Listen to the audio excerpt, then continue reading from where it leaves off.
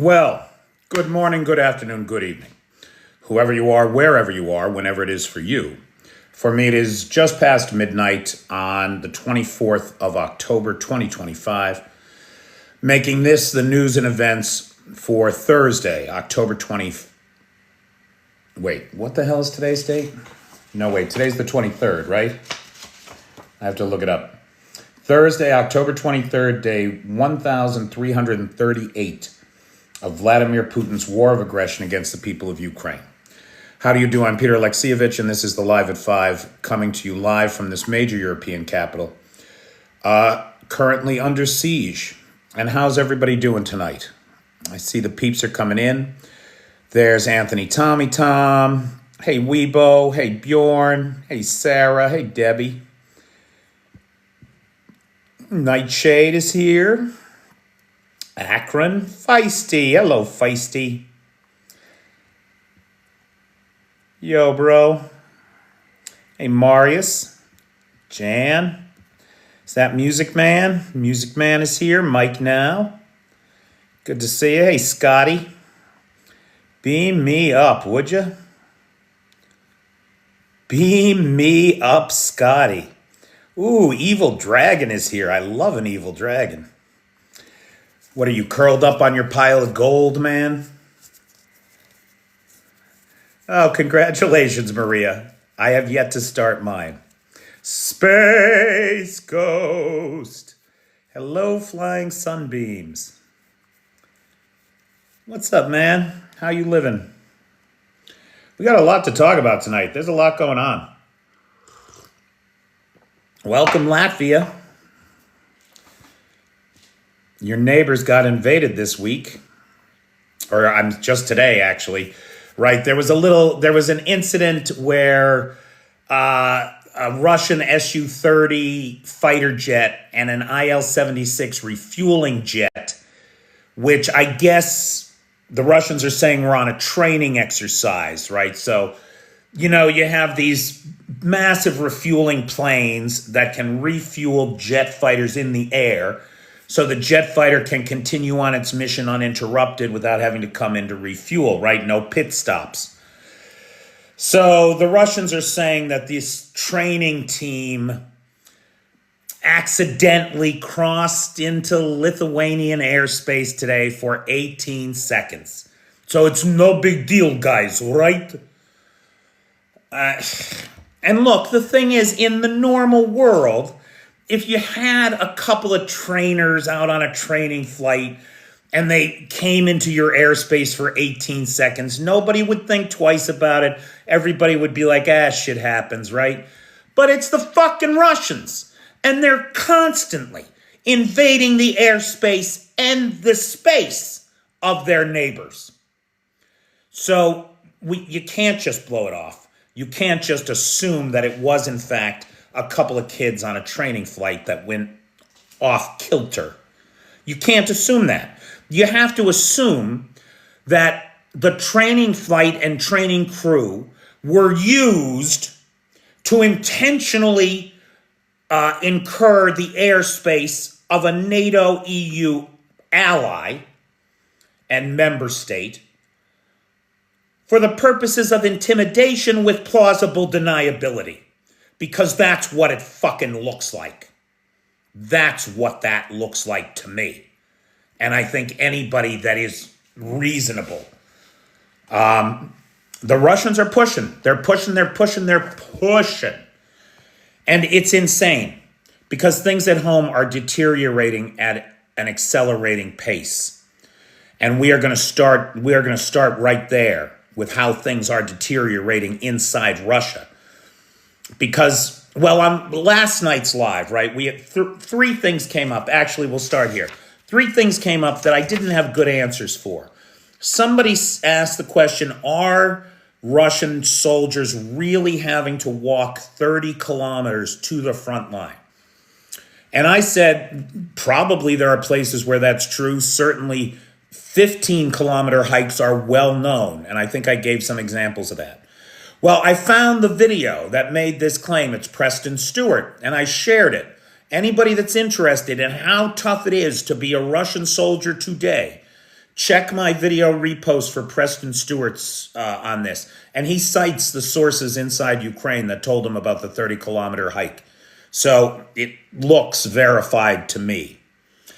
Then yesterday we had this crazy statement that was perfectly meaningless, and I dismissed it as meaningless.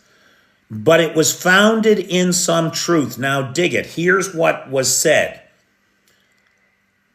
That was totally wrong, right? Somebody said, U.S. has given long-range permissions for Tomahawks. Well, that's nonsense because the U.S. hasn't given any Tomahawks, and we haven't given any weapons to give long-range permissions to. And then this morning, of course, Donald Trump says, fake news, we haven't given any long-range permissions. They don't have any of our long-range weapons. There's no permissions, right? That's what he says this morning on Truth Social. So it turns out that what was really being talked about was the U.S. giving permissions to UK to use storm shadows, for the Ukrainians to use storm shadows inside of Russia.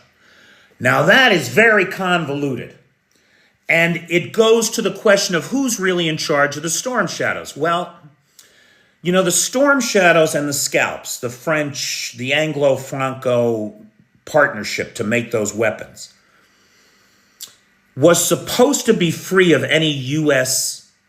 parts, equipment, or dependencies. It was built to be free of any control by America. So the question arises, why does America have a say in whether or not the UK and France can let Ukraine use storm shadows and scalps inside Russia? And the fact is, we don't have a good answer to that question. The official line is that there's some intelligence sharing, some satellite information, some telemetry that only the United States can provide. And so the U.S. can forcibly hold up the use of these weapons. That seems to be the official story. But these weapons were supposed to have been developed free of any dependency on U.S. technology. A member of the British government, and I forget who just now, I quoted him last year when he said this.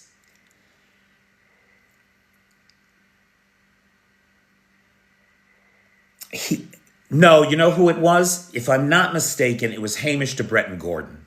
If I'm not mistaken, it was Hamish de Bretton Gordon, who is not a member of the British government, I want to point that out, but he is a chemical weapons expert, biological weapons expert, former tank commander, and all-around spook, by all accounts. He said he didn't buy that story, as I don't, because I know that these things were developed to be free of U.S. technology. And the suggestion has been made by both Hamish de Bretton Gordon and others that the UK and France don't want to do anything alone in this conflict. They don't want to go it alone. They don't want to be the sole target of Russian ire. And so there is an agreement that they will work together when consensus says, yes, you can do that. Then yes, the Ukrainians get to do it. When consensus doesn't say it, they hold off. Now that goes to the question of the real politique of this war, where so much is based on the world demand for fossil fuels that Russia supplies 6% of. That's a big political lever in this war. The continuing purchase of those fossil fuels by European allies.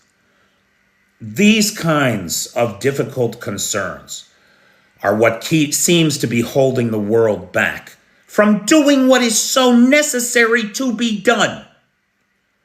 And that is to defeat the Russian Federation, to defeat the aggressor, to defeat the genocidal lunatics in the Kremlin, who are ordering their men to shoot civilians in the streets, to kill everybody. as we are seeing in southwestern Pokrovsk this week. So this is a very complicated situation with the authorization, with the U.S. having a say in whether or not the UK can tell Ukraine that it's okay to strike Russian targets with storm shadows. But that appears to have been the source of that misunderstanding last night and the real answer to the very complex political situation behind it. So Trump is not wrong, right? When he truths out, we didn't give any permission to use U.S. weapons inside Russia. He's telling the truth. They gave permission for the Brits to let the Ukrainians use British weapons inside Russia. That's what they gave the okay for. So Trump can tell the truth even when he's lying. It's quite a skill, I gotta tell you. I'm just in amazement. Now, we'll get to that, Hopat. Hang on. The third thing that came up last night was everybody said the U.S. has imposed new sanctions.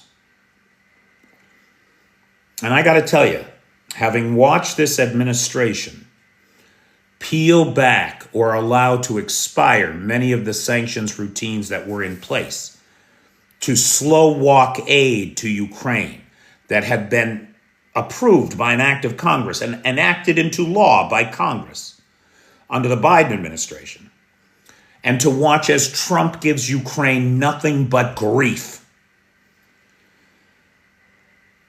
I was very hesitant to believe that these new sanctions might have any teeth to them. And we'll talk about it because, like everything else, it's a complex situation. But this is a move in the right direction. That's for sure.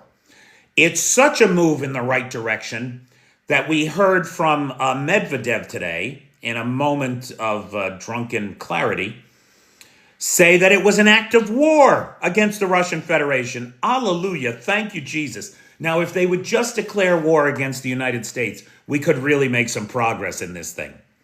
That's not going to happen, of course. So, why now? Why do you think Donald Trump suddenly is putting sanctions on Russia? I'll tell you what I think. I think it's because of the embarrassment that Trump had over the Budapest meeting. Putin calls Donald, interrupts the Tomahawks discussion, cuts him off at the knees, says, "Donald, come meet me at Victor's. We will talk. It will be good." Trump says, "Okay, boss, I'll be there." And totally does a 180 on Zelensky, ambushes him the next day, treats him like a piece of shit, sicks his dog Witkoff on him, right? Ugh, so frustrating. On behalf of the American people, I'd like to apologize to President Zelensky for the unfortunate treatment he's received recently at the hands of the Orange Nightmare. Now, why is he doing it now? Because he's got to show the world that Putin's not fucking him around, that he can stand up to Putin, that Putin didn't just humiliate and embarrass him again by promising him a meeting and then pulling out. It is so important for this thin-skinned tangerine Palpatine, for the world to know that he canceled the meeting, not Putin, that he had to say it 6 times today in 13 minutes. 6 times in 13 minutes. Pathetic. He went on to say, every time I speak to Vladimir, I have a good conversation, and then they don't go anywhere. I just feel it was time. We waited a long time. No kidding, motherfucker. No kidding. You're in office 9 months. That's enough time to conceive and bear a child. He called them tremendous sanctions. They're tremendous sanctions. Now, analysts' consensus seems to be that the sanctions will have little to no immediate effect. Right? So just objectively, guys, as happy as we are that the United States is moving in the right direction, It is important to recognize the limitations of these moves. Like all sanctions regimes, there is a built-in clock that starts ticking so that people don't have to get off the oil right away. They have some time to wean themselves off the oil, come to a new understanding of how they're going to get right.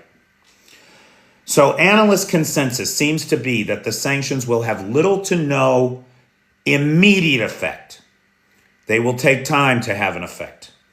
Dr. Stuart Rallo at the University of Sydney International Study Center says that these sanctions will not materially impact Russia's industrial capacity to wage war. But in combination with diplomatic efforts, may help to coerce Russia to the negotiating table. Dr. Michael Raska, professor of military transformational programs at Singapore Nanyang Technical University, said that in the near term, the sanctions were unlikely to alter the military balance in Ukraine, but added, as profit margins shrink, Russia will face difficult trade-offs between maintaining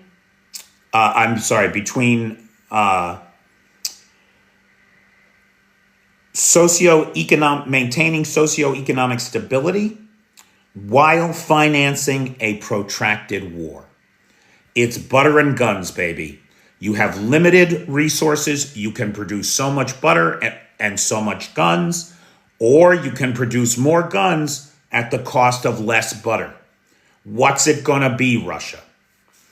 Meanwhile, oil prices surged. Brent crude was up 5% globally on the news because the concern is that we're gonna take about 3.1 million barrels of crude oil off the market every day with this sanctions package. That could be the practical upshot of this. Not to mention confiscated Lukoil and Rosneft assets inside the United States. Of the 230 roughly Lukoil gas stations across America, 80% of them are franchised owned. So they will not be subject to seizure. The other 20% could well be. Could well be. We'll see. Because that is the question, isn't it? Sanctions are one thing. Sanctions enforcement is another. Will the U.S. federal administration, which is so consistently pro-Russia, or at least not anti-Russian, will they enforce these sanctions? And more importantly, will they enforce them as secondary sanctions so that the banks, the trading partners, the shipping concerns, and finance companies that do business with Rosneft and Lukoil, making their profits off this Russian fossil blood money, will they see secondary sanctions applied? Will they, in fact, be isolated from the SWIFT system, from the International Monetary Fund, etc.? That remains to be seen. This all comes as things get so bad in Russia. The Kremlin has been forced to extend the damper payment subsidy.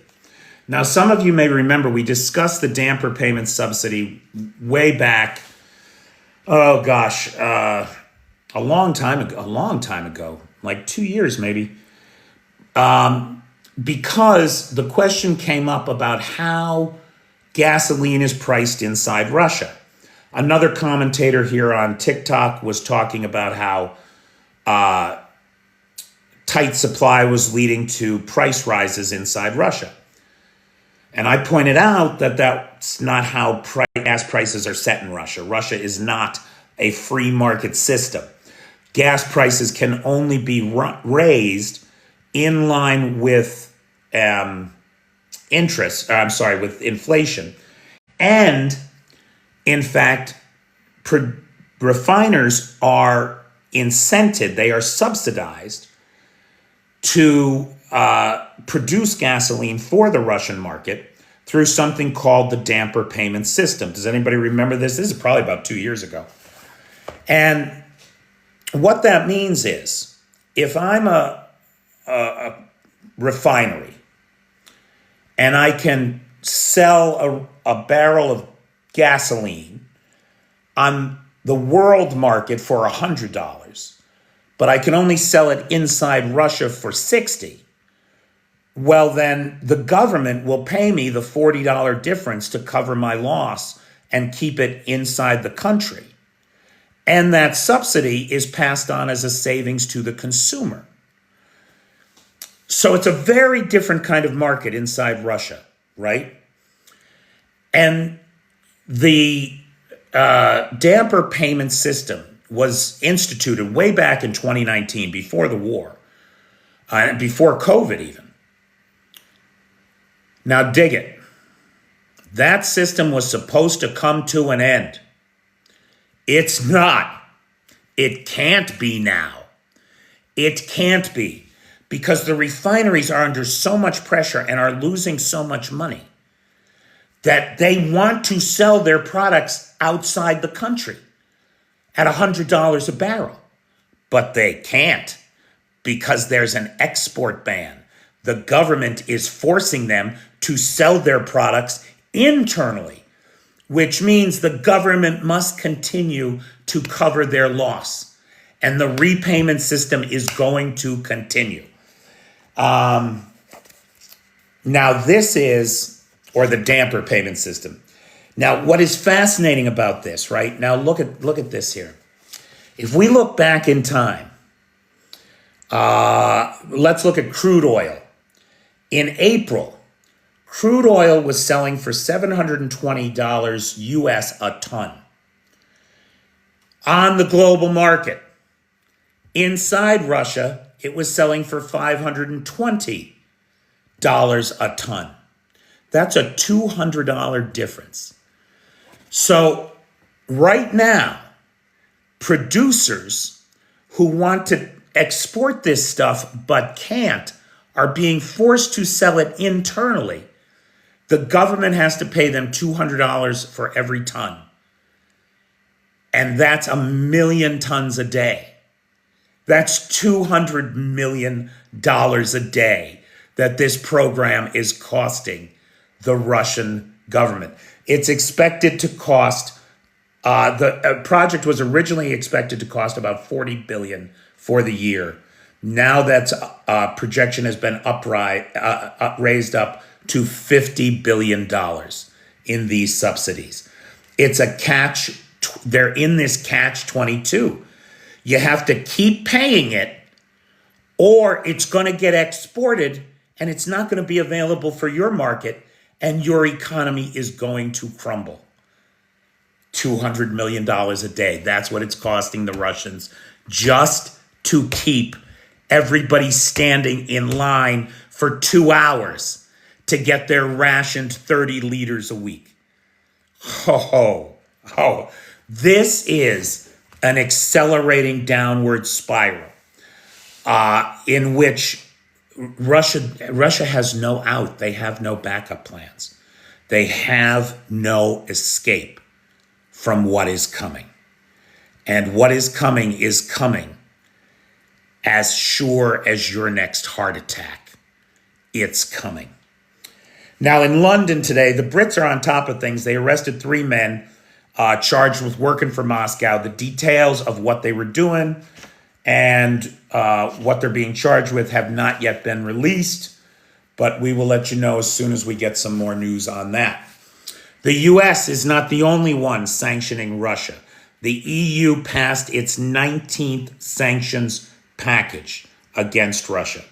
Kaja Kallas, the EU Commissioner's vice president, former Prime Minister of Estonia, and this year's next top model, speaking from Ankara today, announced the passage of the 19th sanctions package on Russia targeting crypto exchanges, entities in India and China, Russian banks, and others. It is increasingly harder for Russian President Vladimir Putin to fund this war, Kaya Kallas said. She went on to add that Russian diplomatic movements were being curbed, quote, to counter the attempts at destabilization, clearly acknowledging implicitly the reality that the Russian diplomatic corps operating inside the EU are agents of chaos, organizing sabotage operations, migrant sabotage operations, inflaming the political discourse, driving wedges between Great Britain and the continent, doing everything they can to sow dissent, cynicism, and their fascist agenda. The Trump-Putin summit blame game has begun in the Russian press. Moscowy cum Smolensk on Trump said today, referring to him as the capriciousness and fickleness of our main negotiating partner, end quote, describing the President of the United States, the leader of the free world, the strongest, most powerful man on earth, in the kind of terms normally used to describe pre-adolescent, middle school aged girls, and with quite the same accuracy. So much for our respect around the world that Donald Trump thinks he's earned us. Rossiyskaya Gazeta blames large-scale disinformation campaigns in the West for derailing the summits. Big thanks to Steve Rosenberg, who brings us these wonderful quotes every day. Steve Rosenberg, the Russia BBC correspondent. Editor, I think, desk editor. He's got a title. He's got a title. And the poor bastard, the sacrifices he makes for us. Do you know he actually lives in Moscow? Can you imagine a worser fate? Whew. Love that guy. Okay. Now, Rosneft's, on the subject of Rosneft, Ryazan's oil refinery was hit again. May have been hit by Pelkos, the Ukrainian domestically produced Hellfire missile. Huge fires raging at the plant. The plant was hit twice last January, and then again September 5th. It's been almost 2 months since the last hit on the plant. We think that the repairs from the September 5th strike were just being finished or had just been completed, and the Ukrainians hit it again. Which is quite a thing. It's 400 kilometers from Ukraine. It's just southeast of Moscow. Third biggest refinery in Russia with a 17 million ton annual refining capacity. In the Dobropilla direction, we have video demonstrating 50 Russian soldiers surrendering and being taken POW. However, it is worth pointing out that the Ukrainian armed forces are reporting hundreds of Russians surrendering, and those pockets where the Russians have been isolated for several weeks, stuck in there starving, running out of ammunition, we're getting reports that those pockets have collapsed and that the Ukrainians have in fact taken in hundreds of prisoners as those pockets collapse. Now, those are unconfirmed reports. We got video of 50 though, and those boys do not look well. They do not look well at all. The Plastmas factory, 1,700 kilometers, 1,100 miles.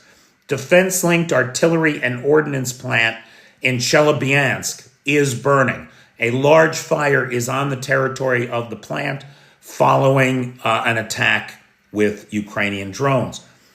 Pokrovsk is under pressure. 20% of the city is now in the gray zone. And of course, we have video of what appears to be the aftermath of Russian war crimes. of the Russians having been ordered to murder every civilian in the town and the bodies lying in the streets. It is shocking, to say the least, but Pokrovsk is under this kind of pressure now. There are only a few hundred civilians left there. Why they're still there, I don't know. Some people are unable to leave their homes. Some people refuse to leave their homes, especially older folks. And if you're a younger folk who's taking care of older folk who won't leave, what do? Do you abandon them to save yourself, or do you stay there? It's a very difficult situation, is what I'm saying. And I don't think we should judge the people that are still there, especially when they are being targeted for extermination by a genocidal regime, intent on erasing from history an entire people, culture, and language. Zelensky has warned Moscow for weeks that if they began a winter strike campaign on Ukrainian heating, energy, and water infrastructure, that Ukraine would respond in kind. And boy, have they ever. After years, literal years of listening to Russian officials demand the Kremlin black out all of Ukraine, destroy heating and water infrastructure, and after all the episodes of Solyev and propagandists on RT touting the successful winter campaigns that literally froze Ukrainian children, families, and grandparents alive to death in their beds at night. Ukraine drone strikes bring the same conditions to Russia. The governor of Belgorod urged locals to use generators following a strike on the Belgorod power substations that blacked out 400,000 people last week. This call on behalf of the governor was an exercise in absurdium, because inside Belgorod, local laws have recently prohibited anyone from buying gas in a jerry can because gas is being rationed. And so you are limited to your 30 liters a week, and you have to put it in your car. You can't put it in a jerry can and then fill your generator. So the governor, having outlawed portable gasoline, now urging the people in the midst of a blackout to use a generator, is absurdist in the extreme. An absurdist logical conclusion to the absurdist response to Russia's own genocide in Ukraine, to Russia's own demands that Ukraine be bombed back to the Stone Age, have its lights turned out forever. And now here you are. What? A bunch of gangsters cosplaying as a country, and you can't keep the lights on in the face of Ukrainian drone strikes and technology. Kursk, Bryansk, Vladimir, Smolensk, Samara, Volgograd, and as far as Nizhny Novgorod have now all been plunged into darkness over the last few weeks at one point or another. And Moscow is next. Moscow and St. Petersburg will be without light and heat before too long. You can be sure they're next. Okay, now, Ken Dog wanted an economic update on Russia. So we looked at the Russian papers today and what they're saying. And the headline in Investia is, "The battle with inflation is fueling inflation." And Investia went on to make a few points. One, investment activity is rapidly worsening. No one is investing in Russia, either outside of Russia or inside of Russia. Vast majority of industry is decreasing output, and they cited car manufacturers moving to a 4-day work week. Now, for those of you who follow this channel, we looked at Avtovaz last week, right? Not only have they gone to a 4-day work week, they have cut salaries from about $1,300 a month to $600 a month, which has resulted in massive resignations. Hundreds of people at a factory of about 700, about half of the workforce walked off the job, never to return. They're having a hard time of it.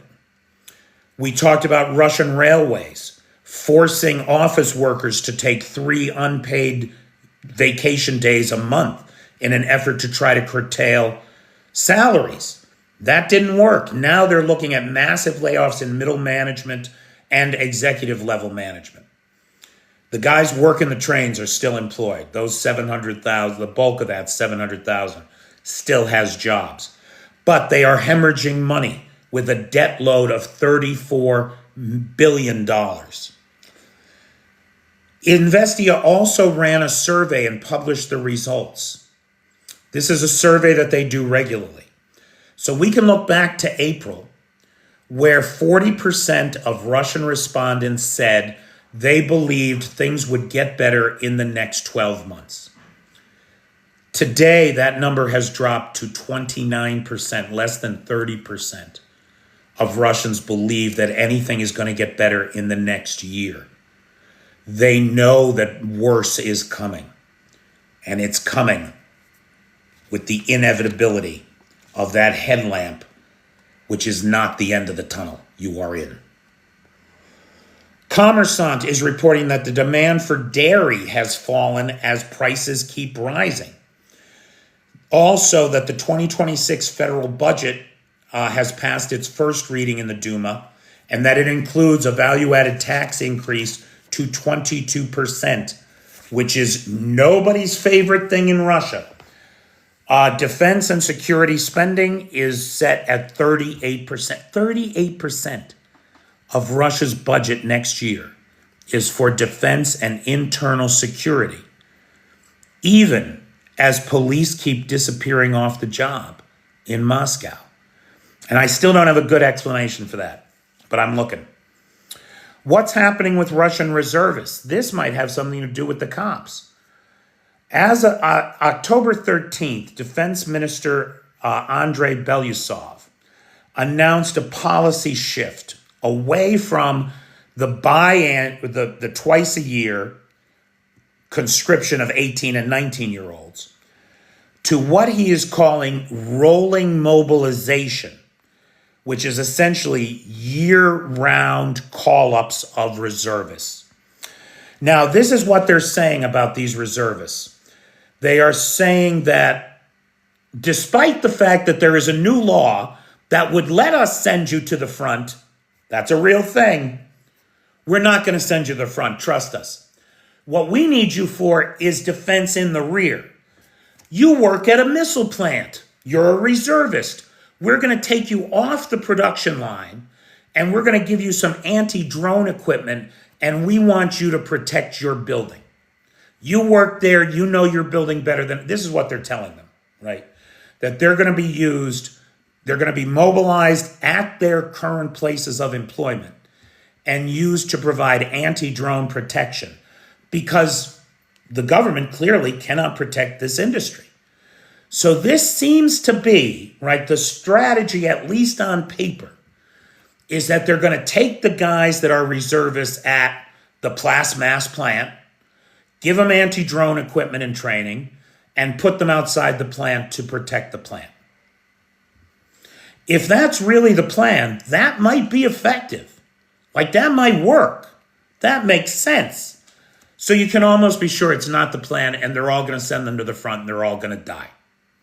That's much more likely to be what's going to happen.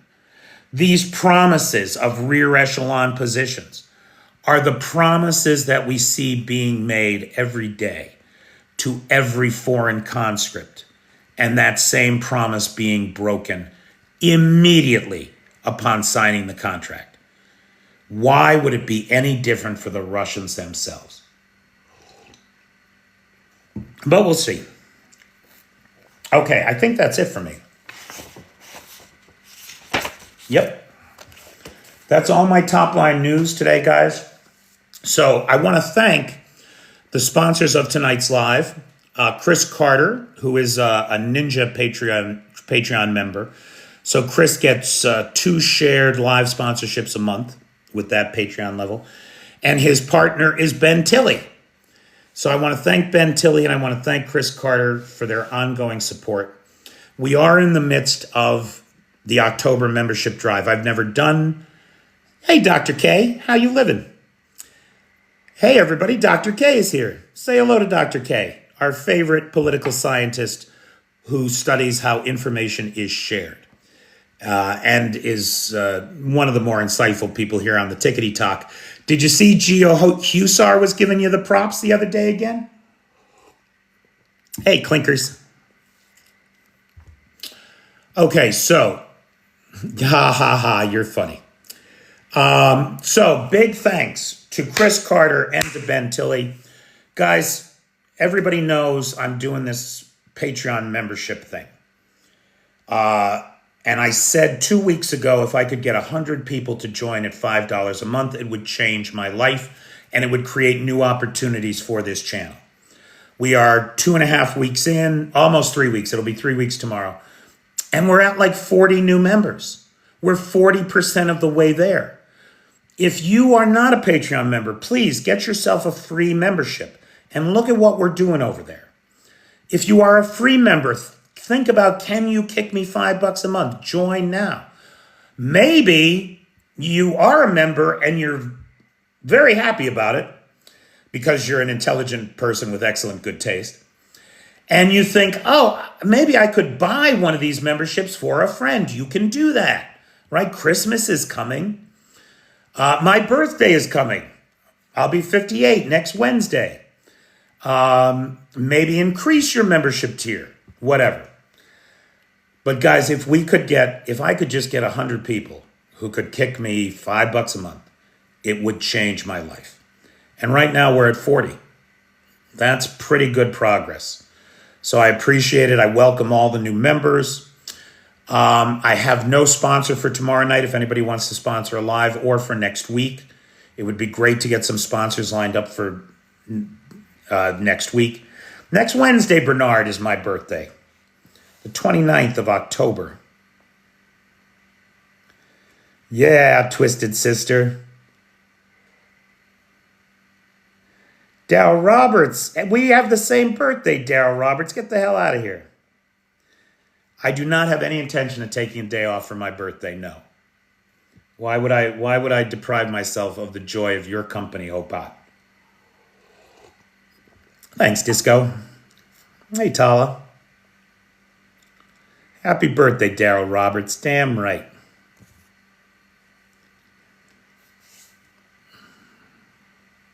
Almost, Chef Deb. 2 days. Just 2 days.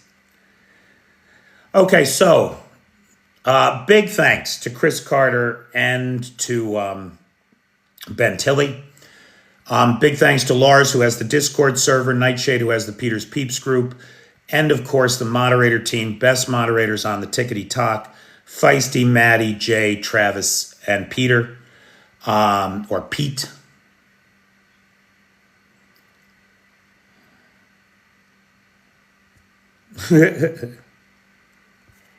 I am in Kyiv. I am in beautiful uptown Kyiv. Old enough to know better, young enough to do it again.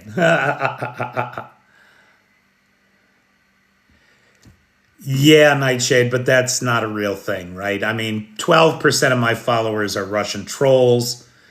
7.5% of them come from South Africa. 15.5% come from Ghana. I could go down the list. And I'm really surprised about Ghana because I was just looking at this. I thought the Russians fucked over the Ghana office, didn't pay him for 4 months worth of work. And there was a little bit of a row there. And it's not clear to me who these guys are from Ghana. Maybe they just suckered a different bunch of Ghanans. I live in the Beverly Hills of Kyiv. Yes, I do, Seawolf. You are not wrong. South Africans fall into two groups.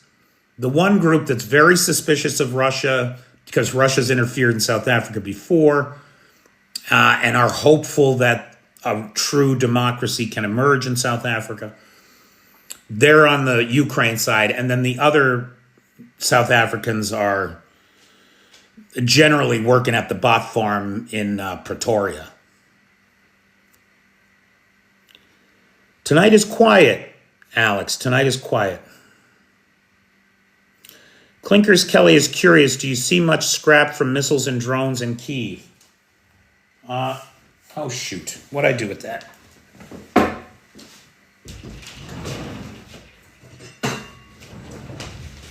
You mean like this? Can you see the holes right where the tungsten balls went through?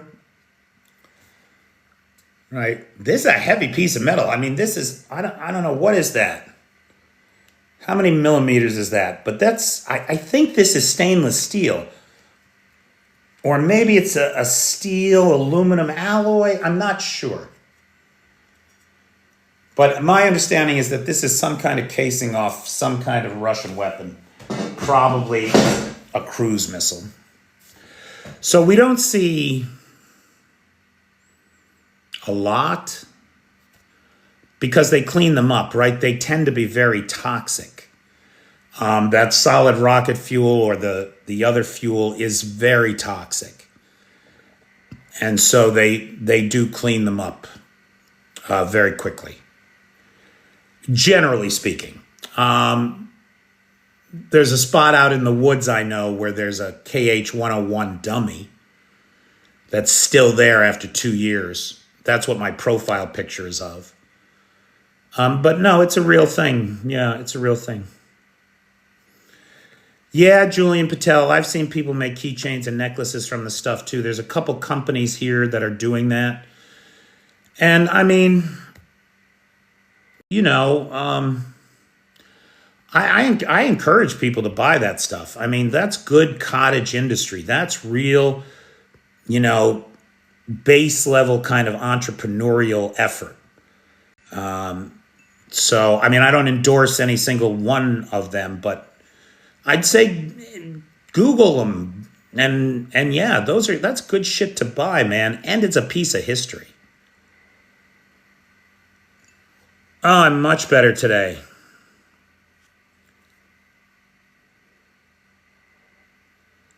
Andre wants to know, aren't I afraid to stay in Kyiv? Well, you know, Andre, I don't feel afraid to be in Kyiv. I feel privileged.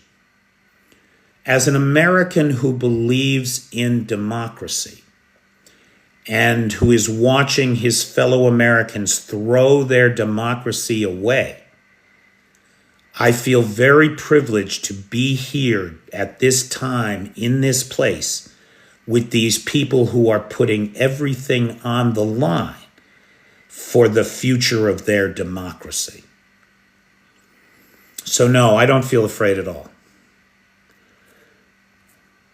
But I don't know, maybe that makes me a sociopath or something, I don't know, but I don't have that problem. I found a piece of rocket in my dog's bed one morning. Being in Ukraine is fun. The corgi brought it in? That's a riot. Twisted Sister, I used to have a piece of the Berlin Wall. That used to be one of my favorite possessions. Do they make the Trident? You're talking about the Trident directed energy weapon. My understanding is that they are making them, but I don't know how broadly, if at all, they have been deployed. I don't know that it's a capability. Night, Dr. K. Found a piece of, I found out yesterday I'm the Trump of Australia. I have a bone spur. Do you actually really have a bone spur, Paul? That's a real thing? I don't know. I never knew about them, except from Trump. No, Bernard, I did a Russian earlier. I did Putin earlier.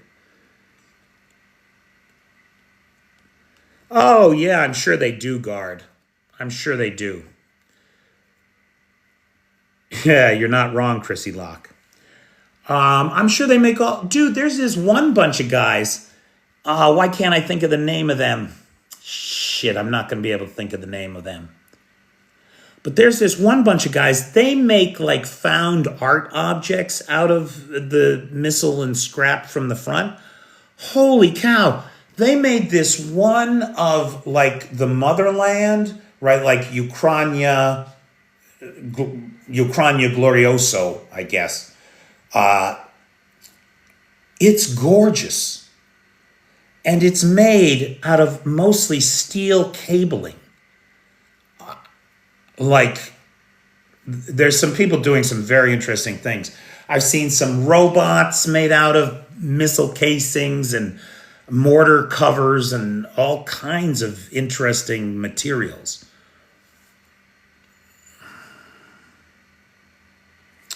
How much longer will the Russians put up with this war? I don't know, man. I don't know. They don't seem to be tiring of it, and the Russian papers every day reinforce the idea that it's going to go on for a while.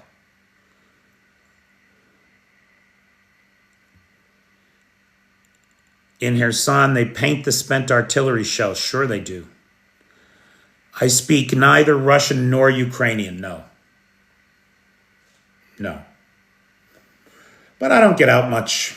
I mostly sit here and try to aggregate the news for people. And when I get out, I try to share those experiences. But I don't speak Russian or Ukrainian. Niet.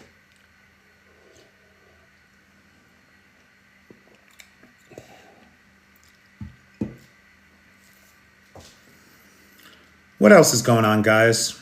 Heroem Slava, Dusty. Heroem Slava, baby.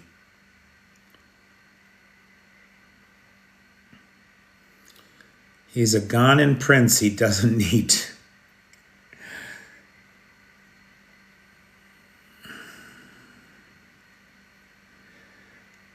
Now I wonder where my Berlin Wall piece went. Mine was from a set of 5,000 that the Time Warner Company had made up for internal distribution. And a buddy of mine, Peter Quinn, was the speechwriter for, what was that guy's name? He was the CEO at the time of the AOL merger. Dick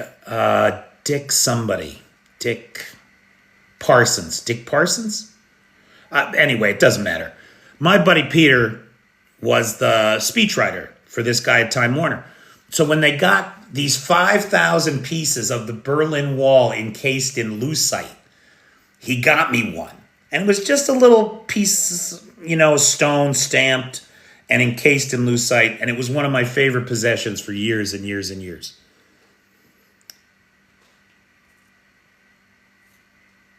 I should go to Berlin and get another one.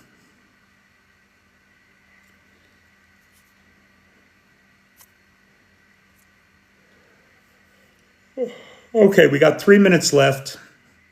I must be very boring tonight because Dr. K fucked right off, didn't she? We couldn't even get a word out of her. That's too bad. Because she's an insightful woman. If you do not follow her, you should. Yeah, lucite's like epoxy. Like a kind of epoxy. It's a brand name for an epoxy. How long Ukraine allows American citizens. Any American can come to Ukraine for 3 months visa-free, which is what I did, right? I came on a 3-month contract to do some volunteer work, visa-free, and then I don't know what happened. I didn't want to leave. I don't want to say I felt good, but I felt purposeful here.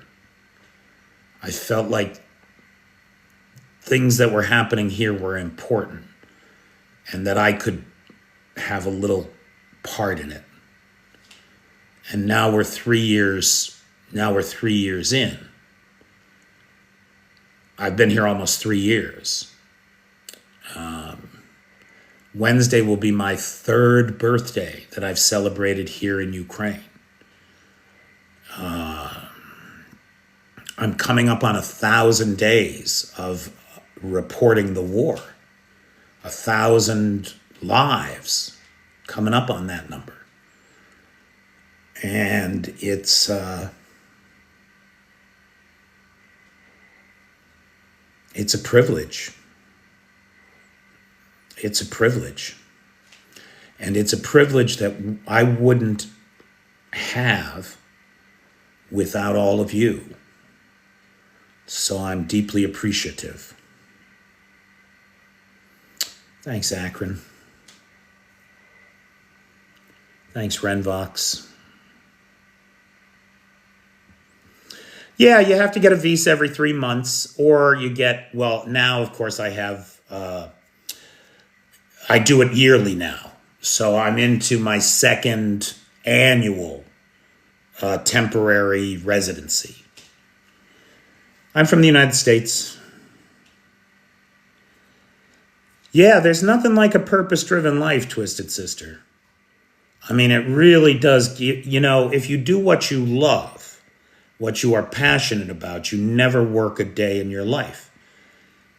And none of this feels like work to me. It feels like an ongoing conversation about the most important thing happening in the world right now with 40,000 people every day.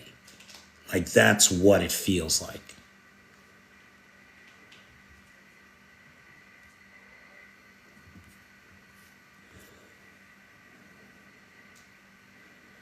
Yeah, thanks, Poland, for everything you guys are doing.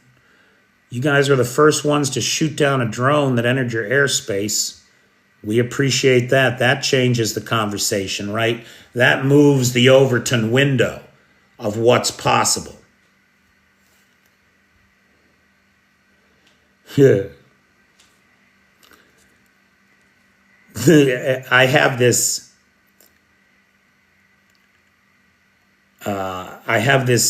crazy fantasy where Kirill Budanov asks for permission to use my laugh to broadcast at the Russian line as a kind of torture, as a kind of psychological warfare.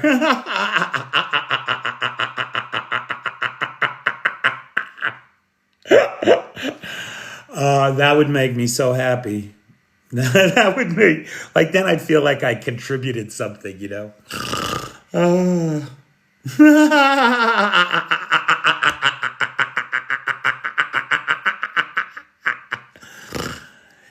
My buddy Dan used to have it downloadable as a ringtone.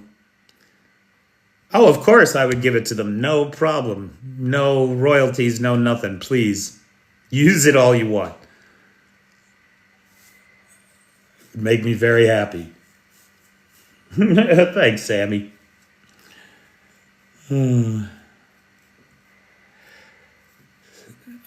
Things really have to be funny to get a snort. Why do Ukraine moving their ships?